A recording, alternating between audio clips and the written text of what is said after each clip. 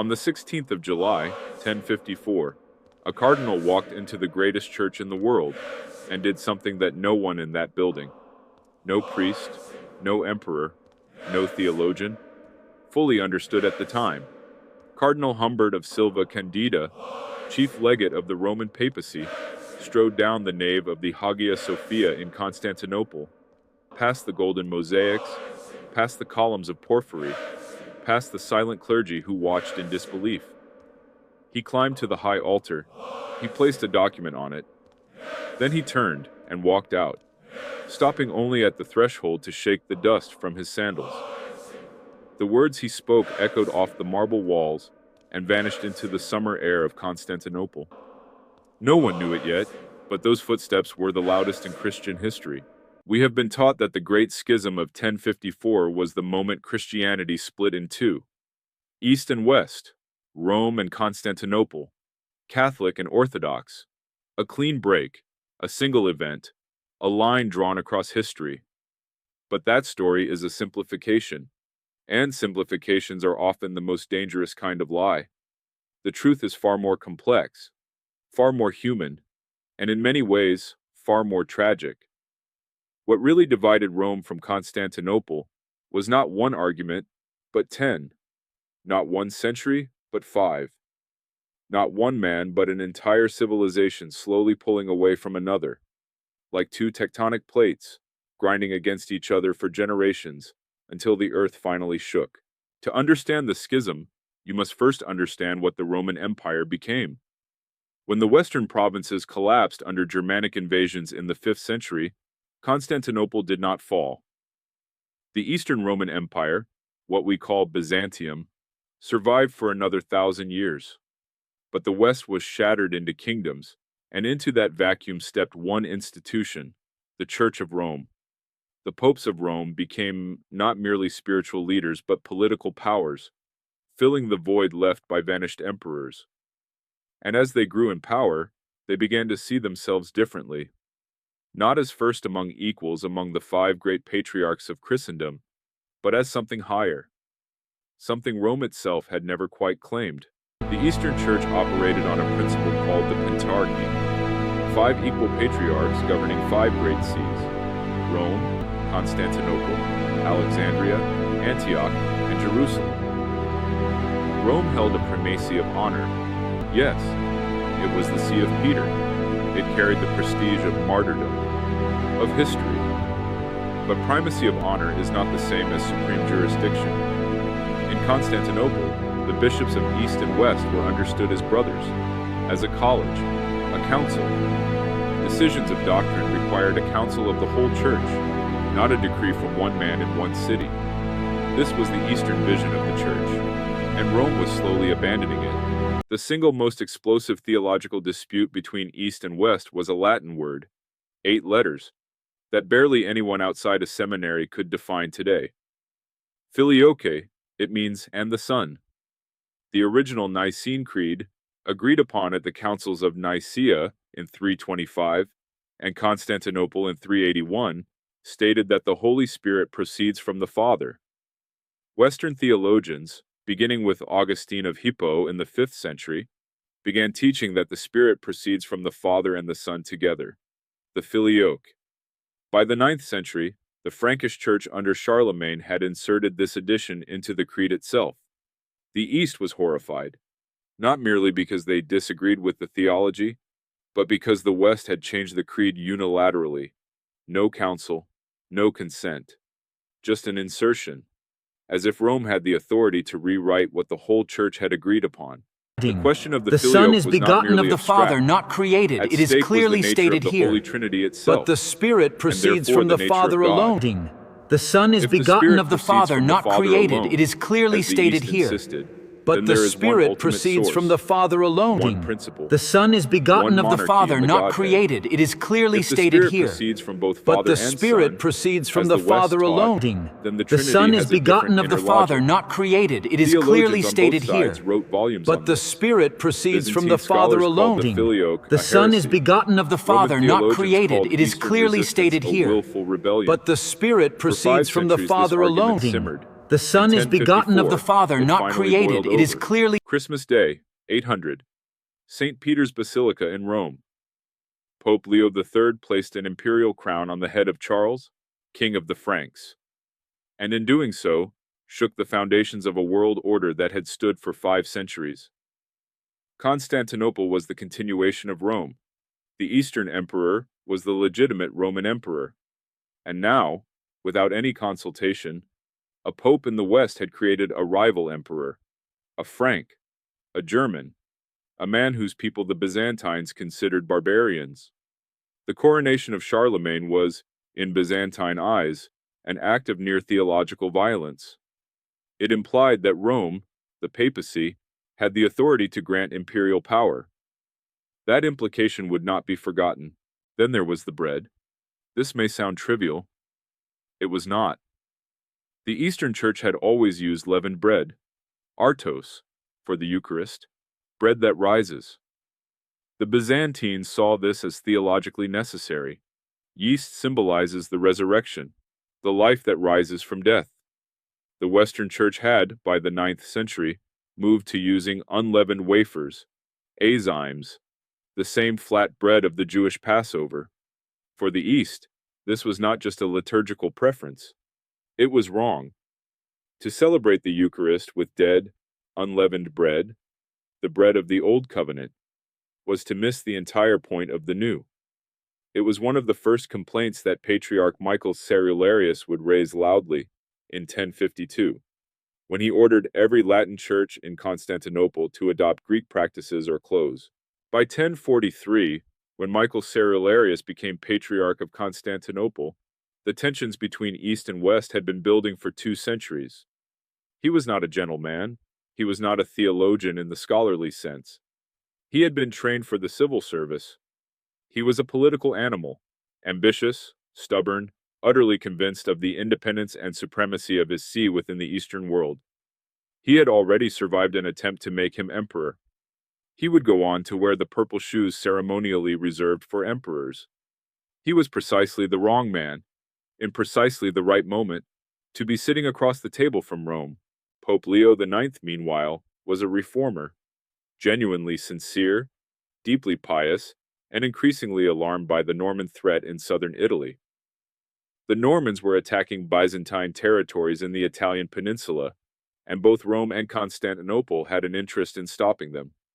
There was briefly a possibility of alliance. Leo sent a delegation to Constantinople in April of 1054, led by Cardinal Humbert of Silva Candida. Humbert was his most formidable theological mind, and his most inflexible diplomat. He arrived in Constantinople not as a supplicant, but as an emissary of the highest power in Christendom. In his own mind, the highest power on earth.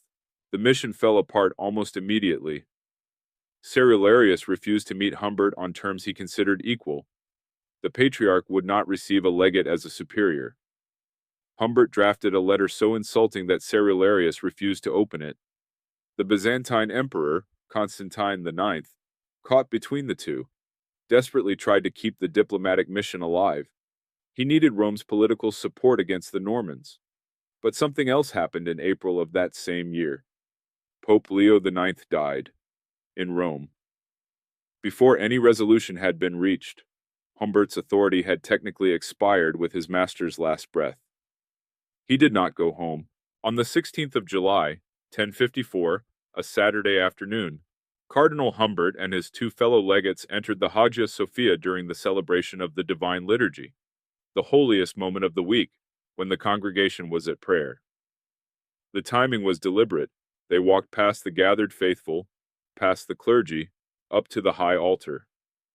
Humbert placed the papal bull on the altar, a document of excommunication directed at Patriarch Michael Cerularius and his supporters. Then, with the liturgy still in progress around him, he turned and walked out. At the great doors, he stopped, turned one final time, and cried out to the gathering, Videat Deus et judicet. May God see and judge. And he walked into the July heat of Constantinople. 4 days later, Patriarch Michael Cerularius convened a synod. He excommunicated the legates, not the Pope, who was already dead. Not all Western Christians, just 3 men. The excommunications of 1054 were, by any technical measure, limited, confused, and of questionable canonical validity. Humbert had no living pope behind him. Cerularius excommunicated men whose authority had arguably already lapsed. In the days and weeks that followed, friendly letters still passed between Constantinople and Rome. Contemporaries on both sides described the events as a diplomatic breakdown, not a permanent rupture. The Schism of 1054, as a historical date, is almost a myth. A label applied backwards, by later generations, to a moment they decided to call the beginning of the end. The real break came 150 years later. In 1204, soldiers of the Fourth Crusade, men who had taken the cross in the name of Christ, turned away from their declared destination and sacked the greatest Christian city in the world. 3 days of looting, altars smashed for their gold, the tombs of emperors torn open, relics stolen and shipped to Venice, nuns violated in convents, a prostitute placed on the patriarchal throne of the Hagia Sophia, singing bawdy songs. The Byzantine historian Niketas Choniades, who witnessed it, wrote that even the Saracens, the Muslims, would have shown more mercy. After 1204, there was no going back. The wound was too deep. The word for what had been done was not theological. It was betrayal. On the 7th of December, 1965, 911 years after Humbert left his parchment on the altar, Pope Paul VI and Ecumenical Patriarch Athenagoras I simultaneously read declarations in Rome and in Constantinople, lifting the mutual excommunications of 1054 from the memory of the Church. It was a gesture of extraordinary courage and humility. It was also not a reunion. The filioque remains. The question of papal primacy remains. The wound of 1204 has never been formally addressed. Two churches that once shared one altar now stand on either side of a divide that is, at once, theological and civilizational, old and unresolved. This is the story of how it happened, and why the distance between them is still, today, measured not in kilometers, but in centuries. In the year 325, on the shores of what is now northwestern Turkey, the Roman Emperor Constantine I convened a council that would shape the next 2,000 years of human civilization. The First Council of Nicaea brought together bishops from every corner of the Roman world, from Spain to Mesopotamia, from Egypt to the banks of the Danube, and for a few extraordinary weeks, the entire Christian church spoke with one voice. They debated the nature of Christ. They condemned Arianism. They produced the Nicene Creed, a statement of faith that would define Christianity for all generations to come. The Creed declared that the Holy Spirit proceeds from the Father. Full stop. No qualification. No addition. That phrasing would one day become the most divisive sentence in Christian history. But in 325, no one was fighting over it. The empire was unified. The church was, at least in aspiration, unified. Constantine had made Christianity the favored religion of Rome, and the two institutions, imperial power and the church, were learning to function as partners. The emperor convened councils. The councils defined doctrine. The bishops governed their territories. Rome held the first place of honor among the 5 great patriarchal sees: Rome, Constantinople, Alexandria, Antioch, and Jerusalem, because it was the city of Peter and Paul, the martyrs, the founders. But first place of honor is not the same thing as monarchy. In these early centuries, the church was a college, a brotherhood, a network of communities that argued vigorously and decided collectively. By the time Emperor Theodosius I declared Christianity the official state religion in 380, and by the time the First Council of Constantinople in 381 refined the creed to its final form, the architecture of the Christian world was set. 5 patriarchs, 1 emperor, 1 faith, 1 God, and the Holy Spirit proceeding from the Father alone. Within a century, this world would begin to fracture. Not with a dramatic declaration, not with a war, not even with a council. It would fracture in the slow, grinding way that civilizations fracture, through language, through geography, through the different problems that different peoples face in different lands. The Germanic tribes hammering at the gates of the Western Empire did not know that they were also hammering at the unity of the Church. But they were. By the year 450, something had happened in the Roman world that no decree could reverse, no emperor could legislate away. The West had forgotten Greek, and the East had stopped speaking Latin. This sounds like a minor administrative inconvenience. It was, in fact, one of the deepest causes of the eventual schism. Because when two communities can no longer read each other's theologians, they begin to develop different theologies. In the East, the language of theology was Greek, precise, flexible, rich with philosophical nuance. The great Cappadocian fathers of the 4th century, Basil of Caesarea, Gregory of Nazianzus, Gregory of Nyssa, had developed a vocabulary for discussing the trinity of extraordinary sophistication. Greek theology was comfortable with mystery, with apophasis, the idea that God ultimately exceeds human categories. You could affirm what God is not more safely than you could affirm what God is. In the West, Latin theology took a different path. Augustine of Hippo, the giant of Western Christianity, wrote in a tradition that was more juridical, more precise, more confident in its ability to define. His work on the Trinity, De Trinitate, concluded that the Holy Spirit proceeds from both Father and Son equally. Augustine was not wrong within his own philosophical framework, but his framework was Latin.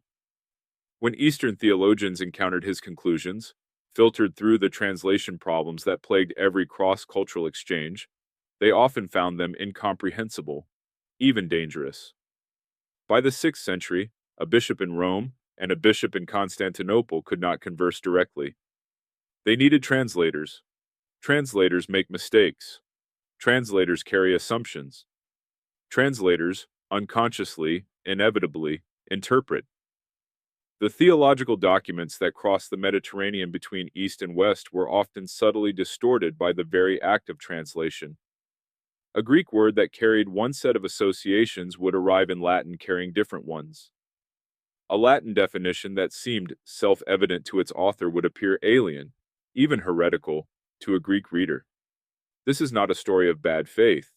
It is a story of genuine incomprehension. Two halves of one civilization, slowly becoming unable to understand each other at the level where it mattered most. The level of the sacred. Christmas Day, 800. The smell of incense filled St. Peter's Basilica in Rome. Torches blazed along the nave, and Pope Leo III did something that the Eastern Roman Empire, which still called itself Rome, which still had a legitimate emperor in Constantinople, would never forgive. He placed an imperial crown on the head of Charles, King of the Franks. Charlemagne was, by any measure, a formidable ruler. He had unified most of Western Europe under Frankish rule. He was a genuine Christian king, literate in Latin, devoted to church reform, patron of scholars. But he was not Roman. He was, by the standards of Constantinople, a barbarian king who had seized power in lands that had once been part of the empire. The Byzantine Empress Irene sat on the throne in Constantinople at the time, and she was technically the legitimate Roman emperor. Constantinople had been governing the Roman Empire continuously since the 3rd century. The Eastern claim to be Rome was not rhetorical. It was historical, legal, and administrative. By crowning Charlemagne, Pope Leo III made two claims simultaneously. First, that the papacy had the authority to create emperors. That imperial power flowed from the Pope, not from the legitimate succession of Roman governance. Second, that the West could have its own Rome, its own emperor, its own imperial destiny, independent of Constantinople. Both claims were, from the Byzantine perspective, theological and political outrages of the first order. The coronation triggered immediate diplomatic crisis. Byzantine ambassadors protested. There were heated exchanges. Eventually, a grudging practical accommodation was reached. Charlemagne would be acknowledged as Emperor of the West, though not as Roman Emperor. But the damage was done. From 800 onward, there were two emperors, two centers of Christian civilization, two competing visions of what the relationship between the church and the state should look like, and increasingly, two competing visions of what the church itself should be. The Frankish kings and their court theologians were also, by 800, enthusiastically promoting the filioque addition to the creed. Charlemagne himself had accused the Patriarch of Constantinople of heresy for not including it. The theological and political crises were feeding each other. What had been a spiritual argument was becoming entangled with imperial ambition, Frankish identity, and Roman pride. The schism was not yet, but it was already inevitable. The Great Schism of 1054 did not come out of nowhere. It had a rehearsal 200 years earlier, and it involved many of the same arguments, the same accusations, and the same pattern of mutual excommunication and eventual, partial, reconciliation. It is called the Photian Schism, and it deserves to be far better known. In 858, the Byzantine Emperor Michael III deposed Patriarch Ignatius of Constantinople and replaced him with Photius, a brilliant scholar, one of the most learned men of his century, but a layman who had been fast-tracked through every level of holy orders in 6 days. Pope Nicholas I refused to recognize the appointment. Nicholas was an ambitious, reforming pope who believed, with genuine conviction, that papal authority extended over every church in the world, over all the earth, as he wrote, over every church. He dispatched legates to investigate. Then he unilaterally deposed Photius, a man governing a church on the other side of the Mediterranean, in a city that owed no jurisdiction to Rome. The Byzantines were furious. Patriarch Photius responded by convening a council in 867 and declaring Nicholas deposed, which the Eastern churches had no power to enforce, but which made the point. He also, for the first time in an official document, formally accused the West of theological heresy for the filioque. The argument had been simmering since the Frankish courts began promoting it. Now it was out in the open, declared a heresy by the highest theological authority in the East. The crisis was eventually resolved, after a fashion. Emperor Basil I overthrew Michael III, Photius was deposed and later restored, and eventually the Roman and Byzantine churches made a pragmatic peace. The Bulgarians, over whom both Rome and Constantinople were competing for ecclesiastical control, ended up in the Byzantine orbit. Friendly relations resumed, but the Photian crisis had revealed something that could not be unrevealed. The two churches had genuinely incompatible understandings of authority. In Rome, the Pope could depose a patriarch of another church. In Constantinople, such a claim was not merely impertinent, it was theologically incoherent. These were not misunderstandings that could be resolved by goodwill and patient diplomacy. They reflected two fundamentally different visions of what the church was. It is worth pausing here, because the filioque dispute is the kind of theological argument that modern secular minds tend to dismiss as medieval hair-splitting. It was not.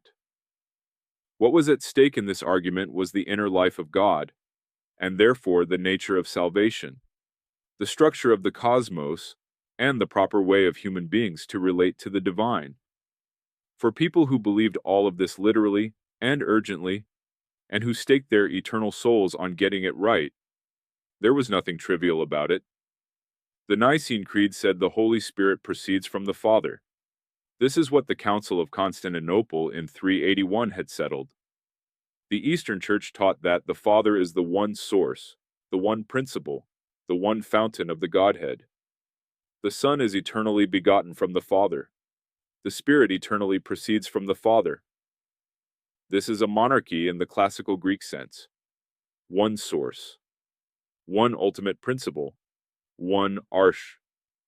When Western theologians, following Augustine, added that the Spirit proceeds from the Father and the Son, the filioque, they were making a different claim about the inner structure of the Trinity. The Spirit now has two sources, or rather one source with two aspects. This is philosophically a different diagram of God. Eastern theologians argued that this was not just a doctrinal error, It was a violation of the creed, a creed agreed upon by the whole church and council, which no single bishop or regional church had the authority to alter. Even if the filioque were theologically correct, which the East denied, inserting it unilaterally would be an act of ecclesiastical arrogance. It would mean that one part of the church could change the faith of the whole. And that, the East argued, was precisely the Roman error. The belief that Rome could decide alone what the whole church must believe. By the 11th century, Rome had officially adopted the filioque into the creed at the coronation of Emperor Henry II in 1014. Over 2 centuries after the Franks had begun using it informally. The East had protested repeatedly. No one had listened. Patriarch Cerularius would make the filioque one of his central grievances in 1052. Cardinal Humbert, in a move of extraordinary irony, would include in his bull of excommunication the charge that the Greeks had deleted the filioque from the creed, when in fact it was the Latins who had added it. The argument had become so entrenched that even the basic, historical facts were being reversed. Of all the disputes that separated East and West, the argument over bread, over whether the Eucharist should be celebrated with leavened or unleavened loaves, seems at first glance the most absurdly petty. Bread is bread. What could it possibly matter whether yeast was involved? To the Byzantines, it mattered enormously, and not because they were small-minded people. They were, in fact, among the most sophisticated theological thinkers of the medieval world. Their argument about the bread was, at its core, an argument about the nature of the Eucharist and its relationship to both Jewish tradition and the resurrection. The Greek word for leavened bread is artos. The Greek word for unleavened bread, what the Jews used at Passover, is azymos, or a zyme in its Latinized form. The Eastern Church argued that Jesus, at the Last Supper, would have used leavened bread, the ordinary bread of daily Jewish life. The Passover Seder, according to this interpretation, had already concluded. The institution of the Eucharist was something new, something beyond the old Passover. Using unleavened wafers was to drag the Eucharist backward into the Old Covenant, to make it a repetition of Passover rather than its fulfillment. Furthermore, the symbolism of yeast mattered theologically. Yeast is the agent that makes bread rise. Rising bread became, for Byzantine theologians, a natural symbol of resurrection, of the life that emerges from apparent death, the spiritual animation that transforms mere flour and water into something living. Azymes, the flat, dead wafers of the Latin Rite, were the bread of mourning, the bread of the grave. This is why, in 1052, when Patriarch Michael Cerularius launched his offensive against Latin practices in Constantinople, he led with the azymes. He wrote a letter, under the name of a friendly Bulgarian bishop, attacking the Latin use of unleavened bread in terms that were harsh even by the standards of medieval theological polemic. The Latins, he wrote, served stones instead of bread, the dead offerings of the law, rather than the living bread of the gospel. The Latin response was outrage. From Rome's perspective, the Eastern attack on azymes was an insult directed at the very validity of the Latin Mass, at centuries of Western Eucharistic practice, at the faith of hundreds of millions of Western Christians. What had begun as a theological argument about yeast had become, with the addition of pride and politics and ancient grievance, a flashpoint. The man who lit that flashpoint, in 1052, was Michael Cerularius, and the fire he started would burn for over a year before it consumed the unity of Christendom. To understand why 1054 happened the way it did, you need to understand Michael Cerularius, because the schism, whatever its deep structural causes, was also the product of two extraordinary personalities colliding at the worst possible moment. Cerularius was born around the year 1000 into a distinguished Constantinople family. He had been educated not for the church, but for the imperial civil service. He was trained in law and administration, not theology. His first major appearance in history is as a conspirator. In 1040, he was involved in a plot to overthrow Emperor Michael IV and take the throne himself. The conspiracy failed. He was exiled and forced into a monastery. His ecclesiastical career was born from political necessity, not spiritual calling. He rose regardless. By 1043, Emperor Constantine IX, who needed a patriarch he could control, elevated Cerularius to the highest ecclesiastical position in the Eastern Church. He quickly proved impossible to control. Cerularius had a lofty concept of his office. He regarded the spiritual ruler as superior to the temporal, a position that put him in constant friction with the emperors who nominally presided over Byzantine religious affairs. He was, by all accounts, formidable in his physical presence, implacable in his convictions, and ferociously protective of Eastern ecclesiastical independence. In 1052, he made his move.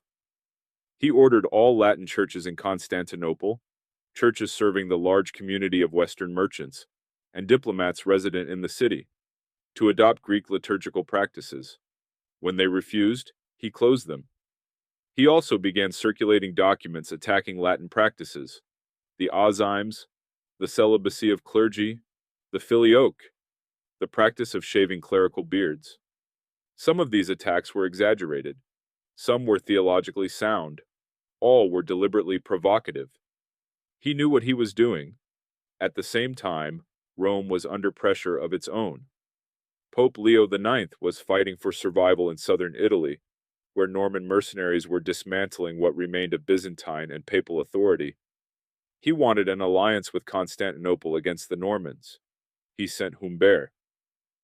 The moment Humbert arrived and realized Cerularius would not submit, would not even acknowledge the papal legate as his superior, the mission was doomed. What followed was not diplomacy. It was a collision between two men who were, in their intransigence and their conviction, almost perfectly matched. Cardinal Humbert of Silva Candida was the kind of man who inspired either great admiration or great fear, and rarely anything in between. He was a Benedictine monk from Lorraine who had caught the eye of his fellow Lorrainer, Bishop Bruno of Toul, who would later become Pope Leo IX. When Bruno was elected Pope in 1049, he brought Humbert to Rome and made him his chief theological advisor and secretary. In the Reform movement that was transforming the Western Church in the mid-11th century, Humbert was a leading intellectual force, a man who believed with ferocious certainty that the Church needed to be purified of corruption, that simony was heresy, that the papacy must be independent of secular control, and that the Pope's authority over the universal Church was not a matter of tradition or custom, but of divine institution. He was brilliant, learned, and constitutionally incapable of compromise on matters he considered non-negotiable. And in his mind, virtually everything was non-negotiable. When Pope Leo dispatched him to Constantinople in the spring of 1054, Humbert carried with him not just diplomatic credentials but a theological agenda. He intended to press the Greeks on their attacks on Latin practices, the azymes, the celibacy question, the challenge to papal primacy. He arrived expecting deference, or at least the kind of formal negotiation between equals that characterized the better moments of East-West relations. What he found instead was a patriarch who would not receive him on his terms, who called the Pope his brother rather than his father, and who disputed the very premise of Roman supremacy. Humbert's response, as the weeks passed and the negotiations collapsed, was not to seek compromise but to escalate. He drafted a series of increasingly harsh letters and documents.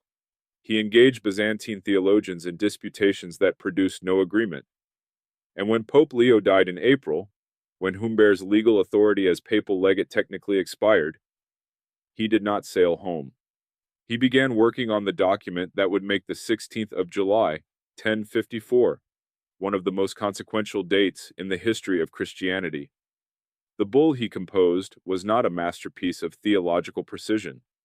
It contained at least one egregious factual error, accusing the Greeks of having deleted the filioque from the creed, when the filioque had in fact been added by the Latins.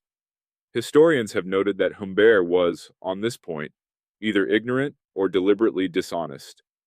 In either case, the bull reflected not so much careful diplomacy as the fury of a man who had come a long way and had been, in his view, treated with contempt. The 16th of July, 1054 fell on a Saturday. In the Eastern Church, Saturday was a liturgical day of significance, the day before the Lord's Day, a day of preparation, of heightened prayer. The Hagia Sophia, the Church of the Holy Wisdom, was filled, as it was every week, with the faithful of Constantinople. The divine liturgy was in progress. The gold of the mosaics caught the morning light filtering through the high windows of the great dome. Cardinal Humbert entered with his two fellow legates, Frederick of Lorraine and Peter, Archbishop of Amalfi. They walked through the Hagia Sophia during the liturgy. Every observer in that church would have understood immediately that something was wrong. Papal legates did not enter a church in the middle of the service and march toward the altar. This was not protocol. This was theater. Deliberate, calculated, designed to create a scene that would be talked about. Humbert climbed to the high altar. He placed the bull of excommunication on the surface of the altar, the most sacred spot in the most sacred building in the Eastern Christian world. The document excommunicated Patriarch Michael Cerularius and all his supporters by name, accusing them of a list of errors that included the filioque charge, the closure of Latin churches, and various liturgical deviations. Then he turned and walked out. The congregation, the clergy, the deacons serving at the altar stood frozen. This was unprecedented. At the great doors of the Hagia Sophia, Humbert paused and addressed the gathering. Vidia Deus et judicet. May God see and judge. He shook the dust from his sandals, the biblical gesture of rejection, and walked into the July sun of Constantinople. Behind him, a deacon reportedly ran out after him, clutching the bull, begging him to take it back. Humbert refused. The deacon threw the parchment into the street. Neither man, in that moment, knew they had just performed the most consequential act of Christian history. The deacon presumably returned to his duties. Humbert began preparing for the journey home. The liturgy in the Hagia Sophia, we must assume, eventually resumed. 4 days after Humbert placed the bull on the altar of the Hagia Sophia, Patriarch Michael Cerularius convened a synod in Constantinople. The proceedings were formal, careful, and conducted according to the established canons of the Eastern Church. The three papal legates, Humbert, Frederick of Lorraine, and Peter of Amalfi, were formally excommunicated.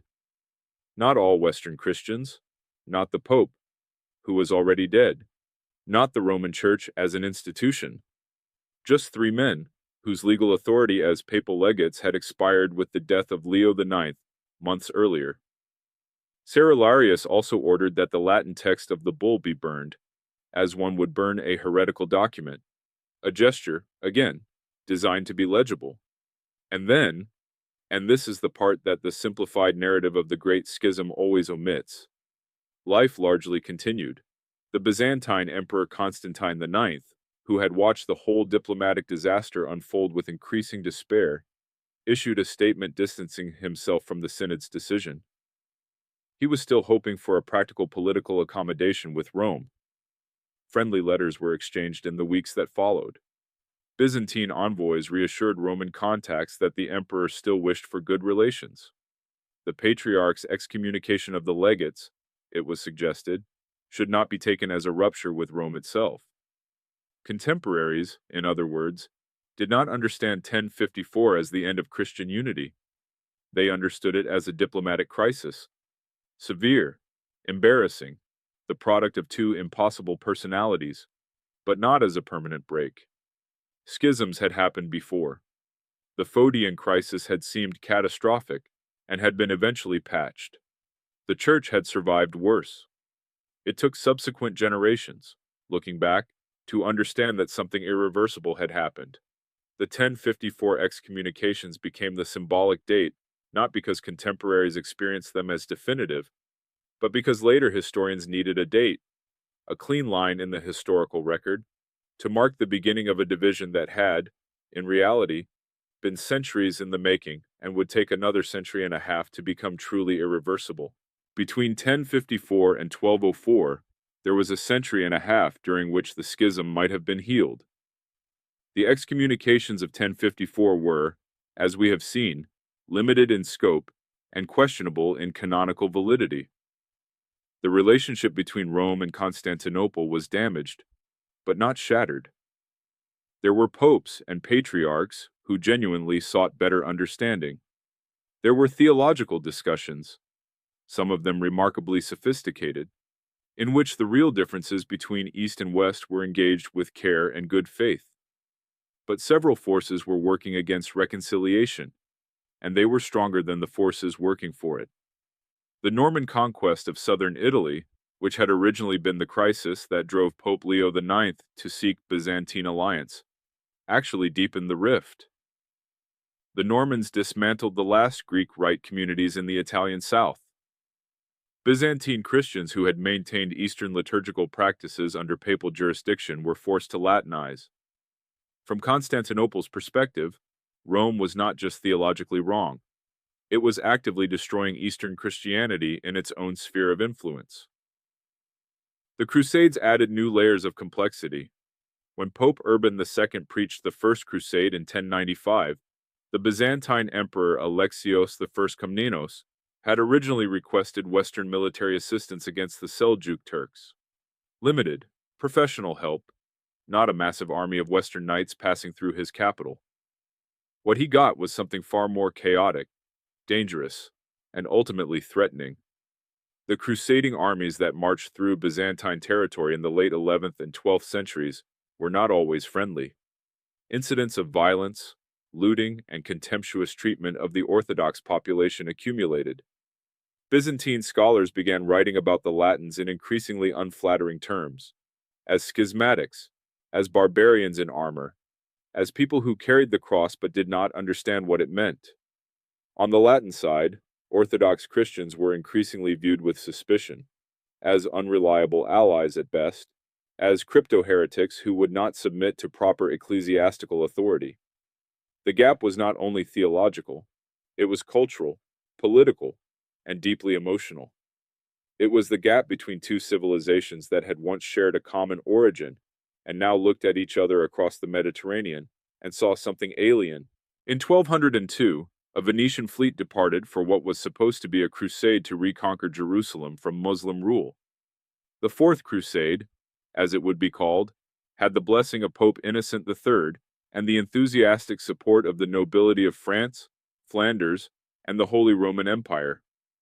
Its declared goal was Egypt, the route to Jerusalem.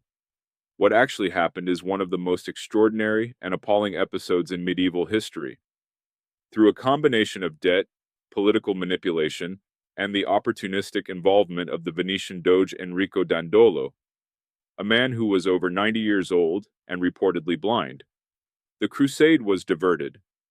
First to the Dalmatian city of Zara, a Christian city, which was sacked. Then, fatally, to Constantinople. A Byzantine prince named Alexios had promised the Crusaders generous rewards if they helped him restore his father to the throne.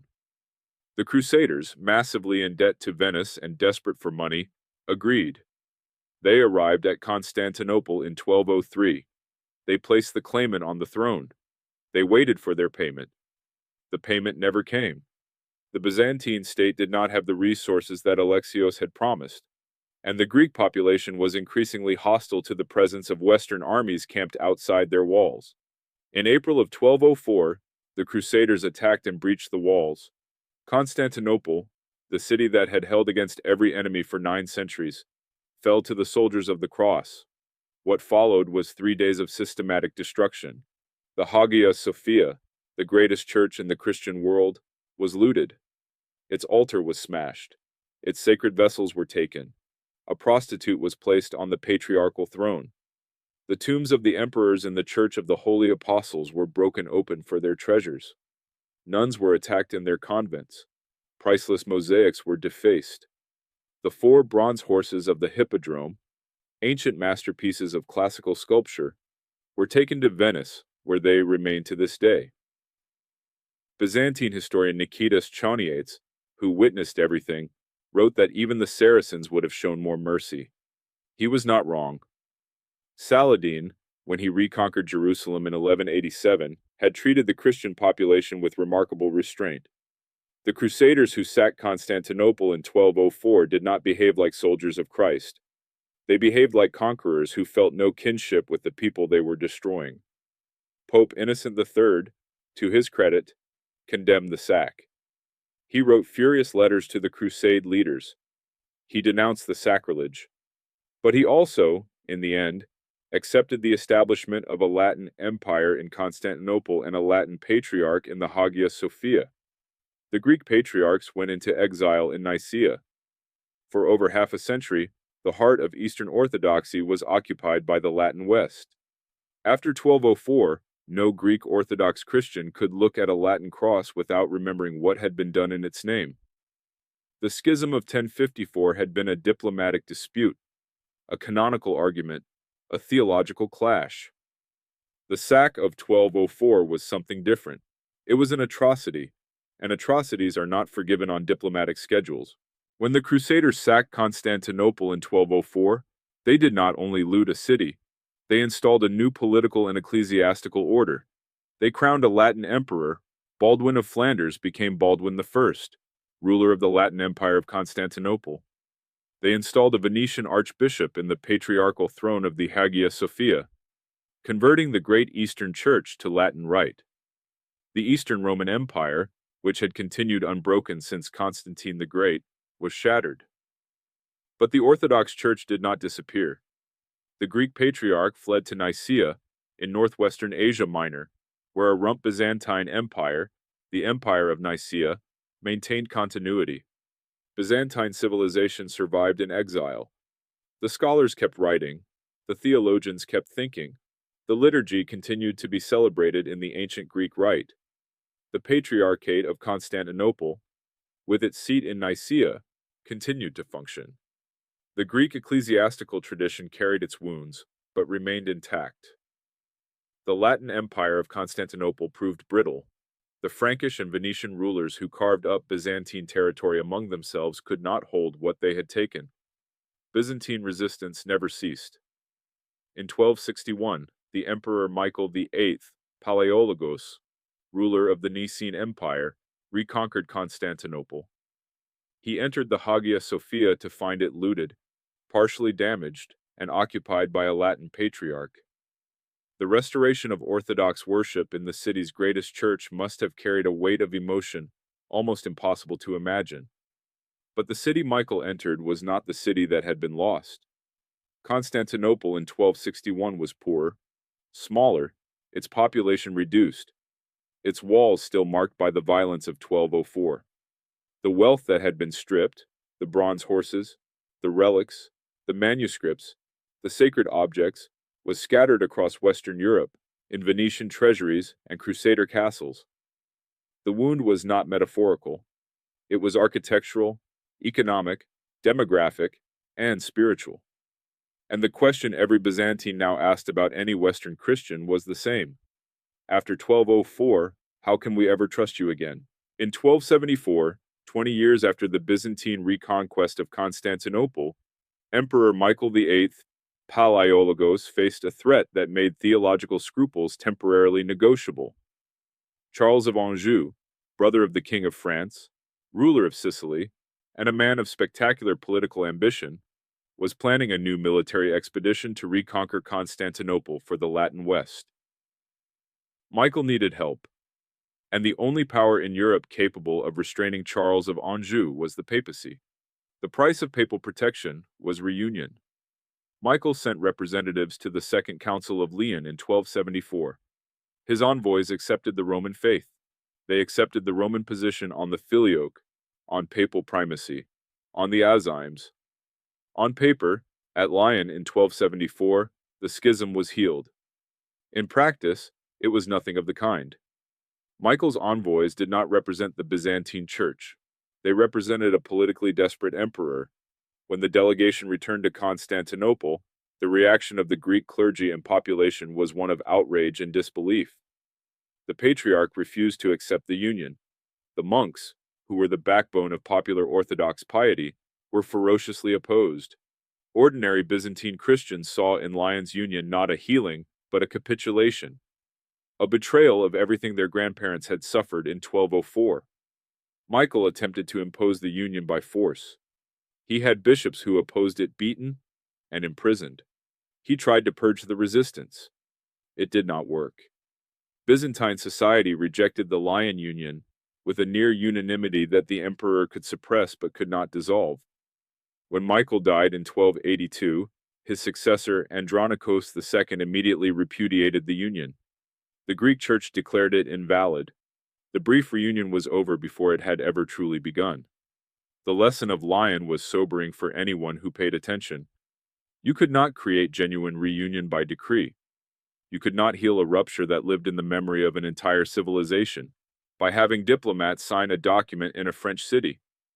The wound of 1204 was still too raw. The theological differences were still too real.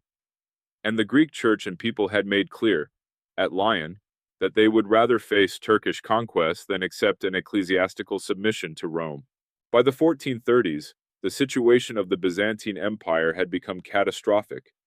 The Ottoman Turks under Sultan Murad II had reduced the empire to little more than the city of Constantinople and its immediate surroundings.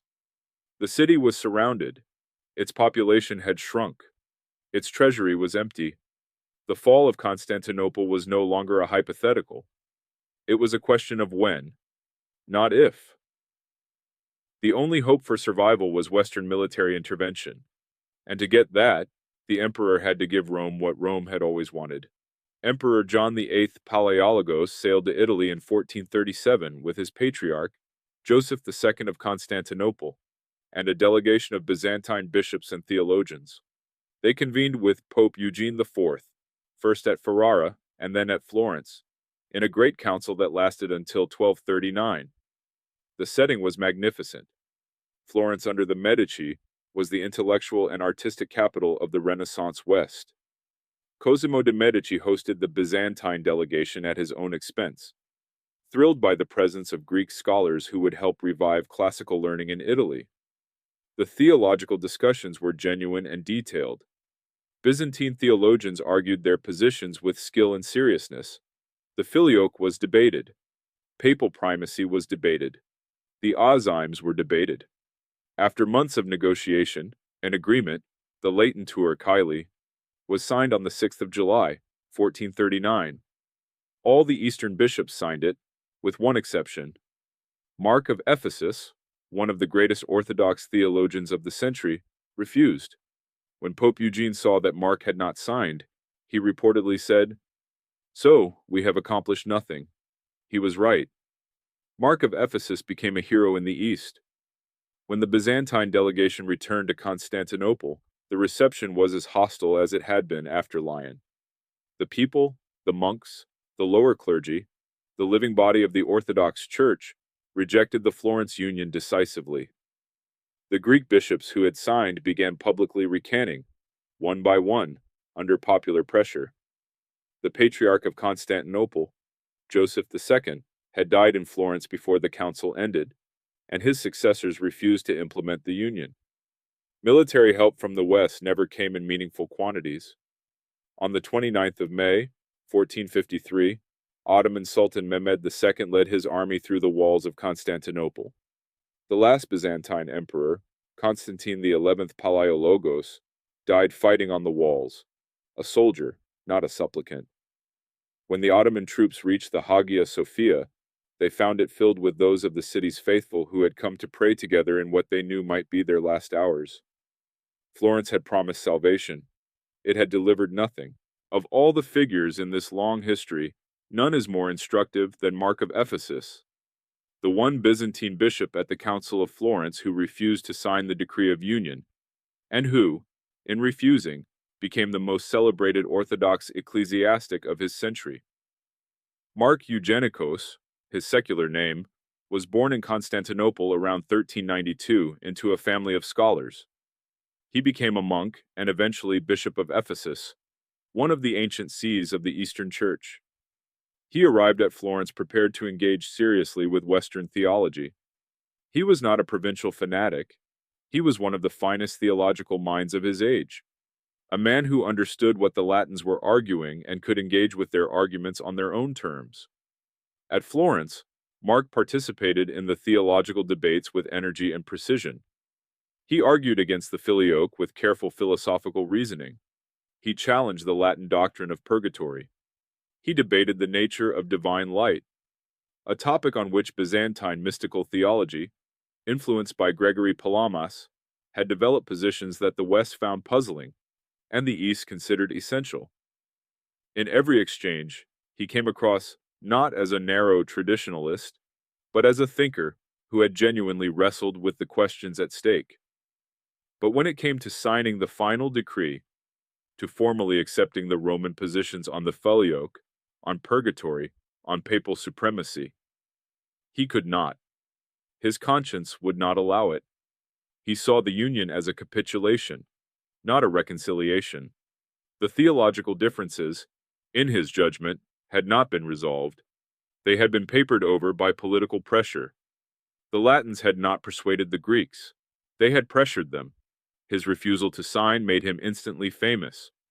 Pope Eugene IV demanded he be stripped of his rank. Emperor John VIII refused to allow it. When Mark returned to Constantinople, he was welcomed as a defender of the faith. He spent his remaining years writing against the Florence Union, calling it a false reunion, stirring the Orthodox conscience against acceptance. When he died in 1444, he asked that no Latin bishop attend his funeral. His judgment proved historically correct. The Florence Union never came into effect. The West never sent the armies that Constantinople needed, and Mehmed II's Ottoman forces did, in 1453, what Mark had always feared, and always believed was more tolerable than submission to Rome on false terms. On the 29th of May, 1453, the city that had stood at the center of Eastern Christian civilization for over 1,000 years fell to the Ottoman army. Sultan Mehmed II, 21 years old, and possessed of a military and intellectual ambition that would reshape the Eastern Mediterranean world, had spent months constructing the largest artillery pieces in the history of warfare. Massive cannon designed specifically to shatter the legendary walls of Constantinople. After weeks of bombardment, they finally did. The last liturgy in the Hagia Sophia, as a Christian church, took place on the night of May 28th. Emperor Constantine XI and his court attended. Members of both the Union faction and those who had rejected Florence came together in that final service. All theological differences dissolved in the face of the end. They received communion together, embraced, and went to their positions on the walls. Constantine XI refused to flee. He was offered safe conduct. He refused. When the walls were finally breached in the early hours of May 29th, he removed his imperial insignia so he would not be taken alive, and ransom demanded for him, plunged into the fighting, and was killed. His body was never definitively identified. Some Greeks said he had not died, but had been transformed into marble, sleeping under the walls of the city, waiting to return. When Mehmed entered the Hagia Sophia, on the same day the city fell, he declared it a mosque. The golden mosaics were not immediately destroyed. Some were plastered over, preserved under the plaster for centuries. The great church that Justinian had built in the 6th century, and that Patriarch Photius had described as heaven on earth, was transformed. A minaret would be added. The cross would come down. The Christian sacred space that had witnessed Patriarch Cerularius's defiance, Cardinal Humbert's bull, the Latin Patriarch of 1204, and now the Ottoman conquest, that space would not hear Christian liturgy again for almost 500 years. For Eastern Orthodox Christianity, 1453 was not merely a political catastrophe. It was a theological crisis of the first order. If God had not protected Constantinople, the God-guarded city, what did that mean? Some Orthodox theologians argued that the fall was God's punishment for the betrayal of Florence, for the brief flirtation with Rome. Others said it was a martyrdom. The debate continues in various forms to this day, but one consequence was clear. The fall of Constantinople ended any serious prospect of reunion with Rome for generations. There was no longer a Byzantine emperor to pressure Greek bishops into signing conciliar decrees. The Greek Church, now under Ottoman rule, had no political reason to court Western favor. The Patriarch of Constantinople operated under Ottoman authority, and the Ottomans had no interest in facilitating Catholic Orthodox reunion. For the 5 centuries between the fall of Constantinople in 1453 and the 20th century, the question of Catholic Orthodox reunion was not actively pursued at the highest levels of either church. The two traditions developed separately, accumulated their own saints, their own theologians, their own internal controversies. The Orthodox world survived, remarkably, under Ottoman rule, and, in Russia's case, grew into a vast and spiritually distinctive civilization of its own.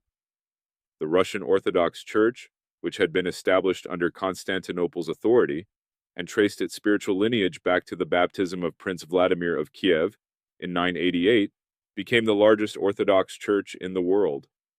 A fact that would have astonished the Patriarch Michael Cerularius, who had never imagined that the Eastern Christian tradition would one day be sustained largely by a Slavic nation that barely existed in his time. Meanwhile, the Catholic West underwent its own upheavals. The Protestant Reformation of the 16th century, the Counter-Reformation, the Enlightenment, the French Revolution, the gradual process by which the papacy was stripped of its temporal political power and forced to define itself purely in terms of spiritual authority. The First Vatican Council in 1870 officially defined papal infallibility, the doctrine that the Pope, speaking ex cathedra on matters of faith and morals, speaks without error. From the Orthodox perspective, this was not a resolution of the old dispute about papal primacy. It was its logical conclusion, and its reductio ad absurdum. Where the Orthodox had always said the Pope was first among equals, Rome was now saying the Pope was, in a specific and defined sense, infallible. The chasm had not narrowed, it had widened.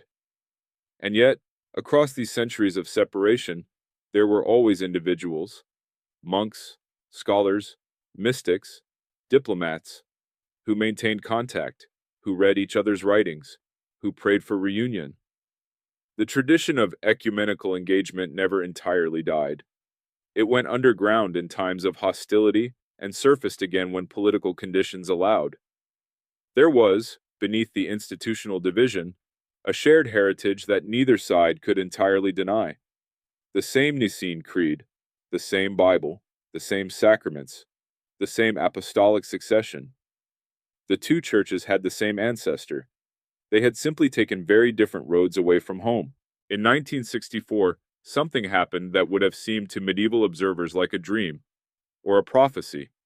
The Bishop of Rome and the Patriarch of Constantinople met in person, on the Mount of Olives in Jerusalem, the hill where Jesus had prayed, had been betrayed, and had ascended according to Christian faith. Pope Paul VI and Patriarch Athenagoras I embraced. They spoke together. They prayed. The backdrop to this meeting was the Second Vatican Council, the Great Reforming Council of the Catholic Church that ran from 1962 to 1965, and that represented a remarkable reassessment of the Church's relationship to other Christian communities. The Catholic Church's posture toward Eastern Orthodoxy shifted from one of institutional condescension to one of genuine respect. The decrees of Vatican II referred to the Orthodox churches as true churches, with valid sacraments and apostolic succession. This was not a declaration of reunion, but it was a recognition of shared reality. On the 7th of December, 1965, 911 years after Cardinal Humbert placed his bull on the altar of the Hagia Sophia, Pope Paul VI and Patriarch Athenagoras I simultaneously read declarations in Rome and in Constantinople. The declarations expressed sorrow and removed from memory the mutual excommunications of 1054. The anathemas, the formal sentences of condemnation, were lifted. The two men did not say that the filioque dispute was resolved. They did not say that the question of papal primacy had been settled. They did not claim that the wound of 1204 had been healed. They were too honest and too wise for false claims. What they did was something more modest and in some ways more powerful. They acknowledged that the men of 1054 had acted in anger and that their church did not wish to carry that anger forward into the future. It was a gesture, a profound, courageous, historically significant gesture, but a gesture. Full communion between Rome and Constantinople has not been restored. The filioque remains in the Western Creed. The Orthodox churches do not recognize the doctrine of papal infallibility. Catholic and Orthodox Christians cannot share the Eucharist together. The institutions remain divided. The dialogue continues, slowly, carefully, beset by new complications. The crisis over Orthodox churches in Ukraine, the disputed canonical territory of the Russian Orthodox world, the ongoing question of whether Eastern Catholics in communion with Rome are a bridge between the churches or an obstacle to genuine reunion. So what did Rome and Constantinople really fight over? After everything, the filioque, the azymes, the papal primacy, Charlemagne's coronation, Cerularius's provocations, Humbert's bull, the Crusaders and the Hagia Sophia, the martyrs of Florence. What was the essential thing that divided them? At its deepest level, the argument was about authority, not merely about who was in charge, though that mattered enormously, but about the nature of authority in the church itself. The East had one answer. The church is governed by councils, by the consensus of bishops, by the collective discernment of the whole body of believers. No single bishop, not even the Bishop of Rome, has the right to act unilaterally for all of Christendom. The creed cannot be changed by one city. Doctrine cannot be defined by one man. Authority in the church is collegial. It is shared, conciliar, distributed among equals. The West, or at least the increasingly assertive papacy of the medieval West, had a different answer. The church needed a head. The head was Rome. The Bishop of Rome held, by divine institution through the Apostle Peter, a primacy that was not merely honorary but jurisdictional. The Pope could intervene in the affairs of any church, judge any bishop, define any doctrine. This was not a claim of human convenience. It was, from Rome's perspective, a theological necessity, the price of unity, the guarantee against fragmentation. Both positions have internal coherence. Both can cite history in their support.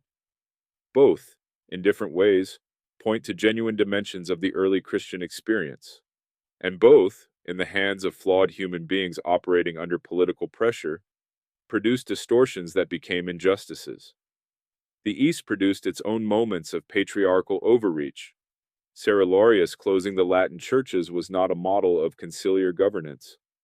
The West produced a Cardinal Humbert, who called himself the representative of a dead pope, and changed the course of Christian history. The tragedy of the Great Schism is not that two wicked men ruined something beautiful. It is that two incomplete visions of the church, each partly right, each partly wrong, each bearing genuine insights that the other lacked, drifted so far apart that they could no longer recognize their common origin. And then a crusade made reconciliation almost impossible for generations.